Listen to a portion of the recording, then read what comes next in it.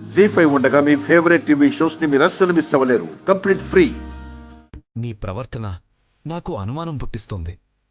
నేను అడగకుండానే నా కోసం ప్రాణాలైనా ఇవ్వడానికి సిద్ధపడే నువ్వు, నేను బ్రతిమాలుతున్నా నా మాట వినకుండా, అమ్మ పెట్టిన పిడికెడు మెతుకులు ముట్టకుండా నా తల్లిని అనుమానించి అవమానించి వచ్చేశావంటే నిన్ను నా వైదేహి అని నేను ఎలా అనుకోవాలి?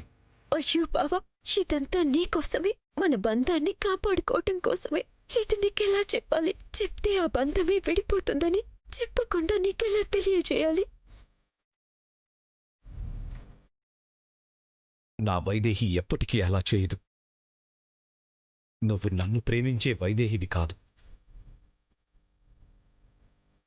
అలా అనొద్దు బావా. అయినా అయినా అత్తయ్యని అవమానించానని ఎలా అంటున్నావు? నా బిడ్డ ప్రాణాలు తీయాలని చూసినప్పుడు కూడా అత్తయ్య తన బిడ్డ మీద ప్రేమతో చేసిందని సర్ది చెప్పుకున్నానే తప్ప నాకు అన్యాయం చేస్తుందని అనుకోలేదు బావా. అలాంటిది అత్తయ్య మనసు మారాక ఇప్పుడెందుకు అనుమానిస్తాను? నేనే సంతోషంతో స్వీట్ తెచ్చి నోరు తీపి చేశాను కదా, మరి అవమానించానని ఎలా అంటావు బావా? నేను అదే అడుగుతున్నాను. అమ్మ విషయంలో అంత సంతోషంగా ఉన్న నువ్వు అమ్మ పెట్టిన అన్నం ఎందుకు తినలేదు? నేను చెప్పినా కూడా తినలేదు అంటే వదిన చెప్పింది నిజమా? నా మీద కూడా నీకు అనుమానమా? బావా, ఆపు బావా.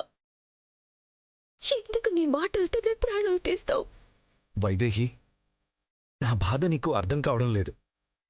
నా భయం నీకు అర్థం కావడం లేదు బావా, అర్థం కావడం లేదు. బావా, నేను అత్తయ్యని అవమానించానని ఇంకా నీకు అనిపిస్తే నేను అత్తయ్య కాళ్ళు పట్టుకొని క్షమించమని అడుగుతాను. కానీ నువ్వు మాత్రం ఇలా మాట్లాడొద్దు బావా. అమ్మకి కావాల్సింది నీ క్షమాపణలు కాదు, నీ నమ్మకం. అదే లేకపోతే అమ్మ భరించలేదు. బావా, నమ్మకం ఉంది. ఈ అపార్థాలు తొలగిపోవటానికి ఎంతసేపు పట్టదు. కానీ ఇప్పుడు నాకు నీ ఆశీర్వాదం కావాలి బావా. ఈరోజు చాలా మంచి రోజంట. భర్త ఆశీర్వాదం తీసుకుంటే భార్యకి బిడ్డకి కూడా మంచిదంట.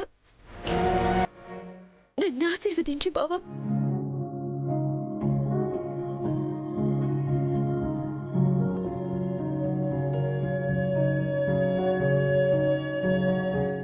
భర్త మాటకే విలువ లేనప్పుడు ఆ భర్త ఆశీర్వాదానికి విలువ ఏముంటుందిలే వైదేహి.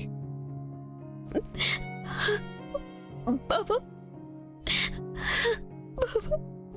అలా అనొద్దు బావా. నీ మాటకి కాకపోతే ఇంకెవరి మాటకు విలువిస్తాను? నీ ఆశీర్వాదం చాలా ముఖ్యం బావా, ఆశీర్వదించు.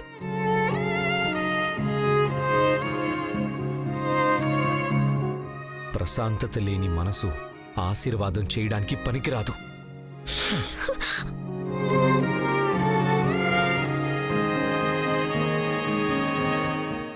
జీ5 యాప్ డౌన్లోడ్ చేసి అన్ని ఎపిసోడ్స్ పూర్తి ఉచితంగా చూడండి.